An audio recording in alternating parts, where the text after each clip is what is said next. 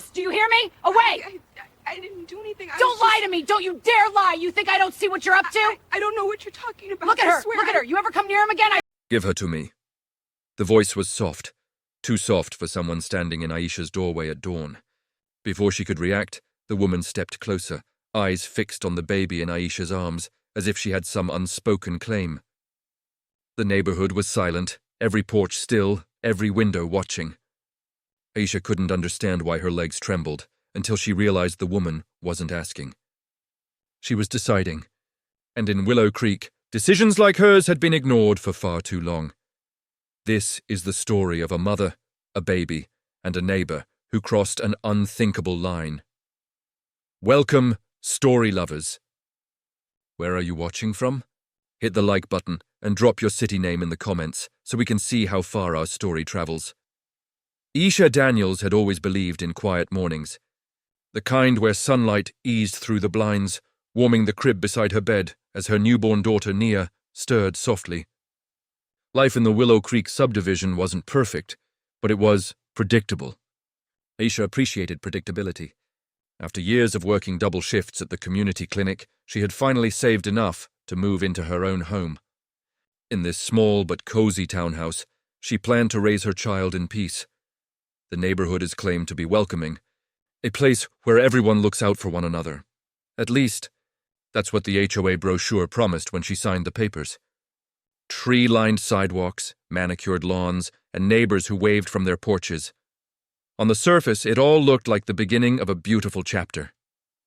Aisha wanted to believe it, needed to accept it, because for the first time in a long time, she felt like she was building something stable for her daughter. Still, there were moments, small things, that made her wonder if the peaceful veneer had cracks beneath it. An elderly couple who stopped talking whenever she walked by. A mailbox stuffed with HOA notices, only she seemed to receive. A lingering stare from the HOA president, Karen Whitmore, whenever Aisha pushed Naya's stroller through the park. Nothing overt. Nothing she could point to and say, "This is wrong," but enough to leave a faint unease in the back of her mind. Aisha brushed the feelings aside, telling herself she was overthinking it. She had a new baby, a new home, a new start. The adjustment period made everything feel heavier than it really was. Besides, she had more important things to focus on, returning to work in a few weeks, arranging childcare, and savoring every moment of Nia's early life. But life has a way of revealing truths slowly, almost gently at first, before hitting with full force. And suppose Aisha had listened to that small, persistent whisper of intuition. In that case, she might have recognized that something in Willow Creek was deeply, unsettlingly wrong. For now, though, she carried on, unaware that the woman who watched her with unblinking interest didn't just disapprove of her presence in the neighborhood. She obsessed over it. And soon, that obsession would cross a line no one expected. The first fundamental shift came on a Wednesday morning, just after sunrise. Aisha stepped outside to wheel the trash bin to the curb, balancing Nia against her shoulder. The air was calm, the sky soft with pale orange light, peaceful, almost serene. But at the end of the driveway stood Karen Whitmore, arms folded, lips pursed, her expression carved into stone. Karen didn't speak. She simply watched, her gaze moving from Aisha's face to the baby's copper-brown skin. Aisha offered a polite nod, but Karen's stare didn't soften. If anything, it sharpened. As Aisha turned away, a chill tightened her spine. The moment was brief, uneventful on the surface. Still, something in Karen's eyes clung to her long after the woman walked off without a word. The notices began to pile up soon after. Violations for lawn height, for leaving a stroller on the porch, and for having blinds inconsistent with neighborhood standards. Petty issues, absurd, even, but they arrived like clockwork, each stamped with Karen's looping signature. Aisha tried to stay calm, telling herself it was just HOA overreach, nothing more. But the whispers from neighbors, the looks that lingered a second too long, the odd questions about Nia's father, it all tied together in a way she didn't want to acknowledge. One afternoon, while rocking Nia to sleep, Aisha overheard two women outside her window talking in hushed tones. She didn't catch everything, but she heard enough. Baby doesn't look like her. You know Karen's keeping an eye on the situation. Just trying to protect the neighborhood. The words gnawed at her. Protect the neighborhood. From what? From her? From her child? Still, she pushed forward, determined not to let paranoia ruin her new life. But events kept escalating. Packages disappeared. Someone scraped her car door. She found a handwritten note on her porch that read, "Some people don't belong here."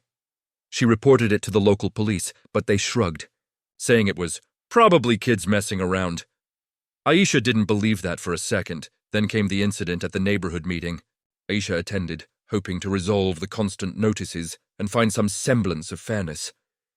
But Karen dominated the discussion, directing passive-aggressive remarks at her, comments about maintaining the community's image, about standards that had been upheld long before certain families arrived. The room was silent, eyes drifting away, no one stepping in. Aisha felt as if she were sinking into the floor. She left early, her hands trembling around Nia's carrier. That night, she triple-checked the locks. She barely slept. Because deep in her chest, the truth had begun to crystallize into something undeniable. Karen wasn't just being difficult. She wasn't just enforcing rules. Her behavior had become something more fixated, more invasive, something that felt disturbingly personal, and Aisha couldn't shake the feeling that Karen's attention wasn't really on her at all. It was on, the realization gripped her with a coldness she couldn't explain. Every stare, every note, every complaint, it all suddenly aligned into a pattern she couldn't ignore. But by the time she recognized the danger, Karen had already taken her obsession to a place Aisha could never have imagined. A place far beyond HOA notices, neighborhood gossip, or petty intimidation. A place where a line, irreversible and unthinkable, was about to be crossed. It happened in the span of seconds, so fast, and so quietly that at first Aisha didn't understand what she was seeing. She had stepped into the foyer to grab Nia's diaper bag before heading to a doctor's appointment. The front door, left ajar for just a moment, swung wider on its hinges. A shadow moved across the porch. Then came the sound, a soft rustle, barely noticeable but enough to make her freeze. When she turned, the crib was empty. Her heart slammed against her ribs. She lunged toward the doorway just in time to see Karen's pale hands clutching Nia, cradling her like something she believed she owned. Karen's eyes were wild, bright, unblinking, locked not on Aisha but on the baby's skin, as if she was studying it, claiming it, rewriting reality in her mind. Aisha's scream tore through the stillness, but Karen didn't flinch. She whispered something chillingly calm, almost reverent. Words Aisha would replay in nightmares for years. She should have been mine. Karen stepped backward toward her car, already running. Aisha bolted after her, feet pounding the pavement, vision blurred by terror. But the engine roared to life. Tires screeched. The car shot forward, Nia's cries swallowed by the wind as Karen disappeared down the street. Aisha collapsed onto the road, breath ripping from her lungs. The world blurred around her. Neighbors emerged, staring. No one moved. No one called out. No one helped. In that moment, Aisha understood a truth more devastating than the empty crib. The perfect neighborhood had never been safe, and the people who claimed to protect it had silently watched as one woman crossed the line from prejudice to abduction. Dear audience, where are you watching from? Drop your city name in the comments. Karen's arrest came hours later, though for Aisha it felt like an eternity suspended in terror. Police found Karen 2 towns away, parked behind an abandoned building, rocking Nia in the back seat, as if the child were her own. She didn't resist. She didn't hide. She simply clutched the baby and insisted over and over that she was rescuing her. The officers pried Nia from her arms and returned her to Aisha, who held her daughter so tightly it was as if she were afraid the world would try to retake her. The investigation revealed the full extent of Karen's obsession: journal entries, fabricated complaints, hours of footage taken without Aisha's knowledge. The HOA president, who claimed to protect the neighborhood's standards, had been building a narrative in her mind, one where she believed she was entitled to someone else's child simply because of the color of their skin. The court sentenced her to 15 years in prison, but for Aisha, the relief was complicated. She had her daughter back. Yet the sense of safety she once hoped to build in Willow Creek had been shattered. She moved away shortly after, choosing a place where she could raise Nia without the shadow of what happened.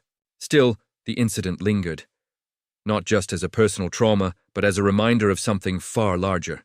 Because Karen wasn't an anomaly. She was a symptom. A symptom of a world where racism didn't just whisper through HOA notices or suspicious stares, but sometimes escalated into violence, entitlement, and devastating harm. And so, the question remains, how many more stories like Aisha's must unfold before communities stop turning a blind eye and start confronting the truth? Thanks for watching. Subscribe for more powerful stories and new videos.